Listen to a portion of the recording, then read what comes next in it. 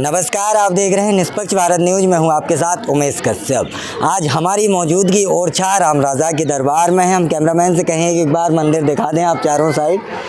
हम बता दें हमारे साथ एक ऐसा व्यक्ति है जिसने पूरे बुंदेलखंड में अपने पद चिन्हों की मेहनत से हमारे साथ हैं संतोष गांगले कर्मयोगी।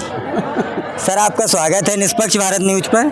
बहुत बहुत धन्यवाद कश्यप जी और आपके चैनल को, पूरी टीम को। मैं बहुत अद्भुत हूँ कि आपने अपना चैनल स्वयं का तैयार किया है और 3 महीने में 16,000 से ज़्यादा सब्सक्राइब। एक ऐसा लगता है कैसे आप लोग देखते हैं। तो दर्शकों को भी धन्यवाद जो आपके निष्पक्ष चैनल को देख रहे हैं। और कश्यप जी, मेरा नाम संतोष गंगेले है। मैं नौगांव से हूँ। मेरी जन्म तिथि 11 दिसंबर 1956 है, इसलिए मैं 17 वर्ष की आयु में चल रहा हूँ। और आज मेरा यहाँ पर राष्ट्रीय सम्मान भारत के राष्ट्रीय कवि श्री सुमित मिश्रा जी के यहाँ होने जा रहा है, इसलिए रामलला के दर्शन करने आया था हूँ। आप मिल गए, आपका बहुत बहुत धन्यवाद। आपको कैसे लगा कि आपको सोशल मीडिया पे आना चाहिए, वो दौर कैसा था? देखिए, मैं वर्ष 1980 से पत्रकारिता में भी रहा हूँ, प्रिंट मीडिया में रहा हूँ। जब हम लोग खबर एक दिन में यहाँ से कवर करते थे तो 7 दिन में छपती थी। वो भी दिन देखे हैं, कंपोज होती थी। लेकिन जब हमारे ये वैज्ञानिकों ने सोशल मीडिया शुरू की तो उस समय हमने 2011 से जुड़े और 11 हमने 2004 में तो मोबाइल ले लिया था। हाँ। 2004 से चल रही है। 11 से हम सोशल मीडिया पे एक्टिव, फेसबुक का अकाउंट बनाया। हाँ। और धीरे धीरे हमने पहचान की। हाँ। और 2007 में हमने 31 अक्टूबर राष्ट्रीय एकता दिवस पर हमने अपनी जन्मभूमि ग्राम वीरपुरा से एक संकल्प लिया। हाँ। कि हम भारत देश के उन युवाओं के तक पहुँचेंगे जो विद्यालय महाविद्यालय में पढ़ते हैं या जो कोई अपराधी हैं, जेलों में बंद हैं, ऐसे लोगों जो एक बुजुर्ग हैं जो 80 साल से आयु के ज़्यादा होंगे, उन लोगों से मिलने का हमारा संकल्प था। वो अभियान आज 18 वर्ष पूरे हो रहे हैं, लगातार चल रहा है। और ईश्वर की कृपा ऐसी है, राम राजा की कृपा ऐसी है, भगवान हनुमान जी की कृपा ऐसी है कि हमें आज भी एहसास नहीं होता है कि हम 70 वर्ष की आयु पूरी कर रहे हैं।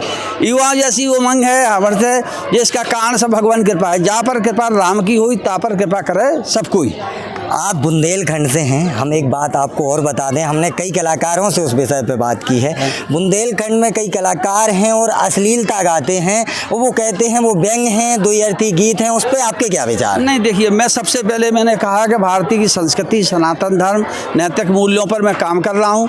ये अश्लीलता परोसना, अश्लीलता जो समाज के लिए विकृत हो रही है, हमारी भारत की परंपरा, रीति रिवाज, हमारे वेशभूषा नष्ट हो रहा है। इस पर हम भी काम कर रहे हैं। आपके चैनल माध्यम से हम लोगों को, दर्शकों को कहना चाहते हैं कि क्षणिक आनंद के लिए आप वासना और कामना की ध्यान न करिए।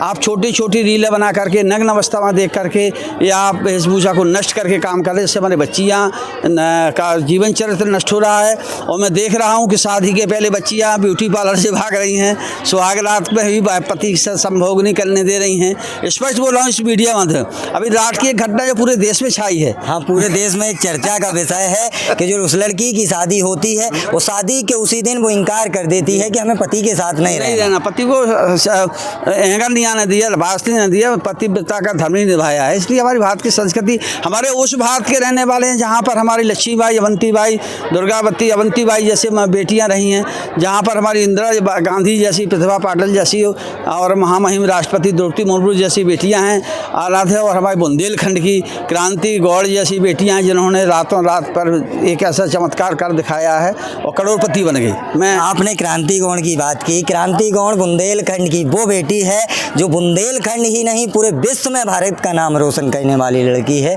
तो उस लड़की से हम आपको एक बार कैमरे पे स्पष्ट इस बात को ध्यान दीजिए, जो इस वीडियो को देखेंगे उस लड़की से कुछ सीखिएगा कि उस लड़की ने क्रिकेट का जुनून लेकर एक पूरे भारत में, पर भारत में ही नहीं पूरे विश्व में भारत का परचम लहराया। और हम एक बात और आपसे पूछना चाहते हैं, राम राजा सरकार का आपके जीवन में और यहाँ ओरछा से आपकी क्या जुड़ी चीज़ें हैं? इससे बड़ी बहुत अच्छी बात है आपके चैनल को, आपको धन्यवाद भैया कश्यप भैया। मैं बता दूँ, ये शरीर जो है, हमसे पहले हमारी माता पिता कहते 4 बेटियां का हनन हो गया था, मृत्यु के लोग प्राप्त हो गई। फिर वहाँ पर श्री राम राजा का दर्शन किया, उन्होंने कामतानाथ का परिक्रमा किया। उन्होंने कहा कि हमें ऐसा बेटा दो जो समाज और राष्ट्र की सेवा के लिए करे।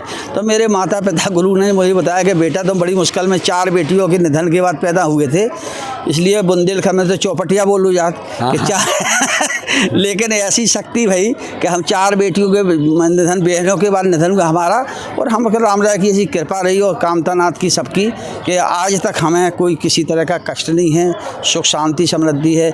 कष्ट तो आते, जीवन है, सुख दुख तो होंगे ही, लाभ हानि होगा ही, दिन रात होंगे ही, प्रकृति के नियम, सुख दुख होंगे, अशुभ होगा शुभ होगा, ये सारी प्रकृति का नियम है।